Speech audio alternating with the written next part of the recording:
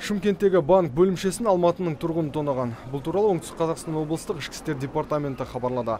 Тәртіп сақшыларының айтуынша, күдіктіні Әл-Фараби полиция бөлімінің қызметкерлері жалдамалы пәтерлердің бірінде қолға түсірген. Ұстау кезінде оның 1972 жылы туылған Алматының тұрғыны екені белгілі болды. Сонымен қатар пәтерден айғақ зат ретінде үлкен сомадағы ақша тәркіленген. Қазіргі таңда осы іске қатысты Қазақстан Республикасы қылмыстық кодексінің 192 бабы 4 бөлігімен қылмыстық іс қозғалып, сотқа дейінгі тергеп тексеру амалдары жүргізілуде.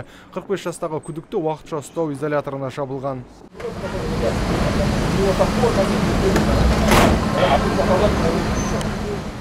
Естеріңізде болса, осы жылдың 13 қазанында қаладағы банк бөлімшелерінің біріне жүзін тұмшалаған ер адам шабуыл жасаған еді. Балтамен қаруланған ол жарылғыш пакетке ұқсас затты еденге тастап банк қызметкерлерінен ақша талап еткен. Сөйтіп, күдікті кассадағы 16 миллион теңге мен 23 мың ақш долларын және 8500 Ресей рублін алып белгісіз бағытқа із суытқан.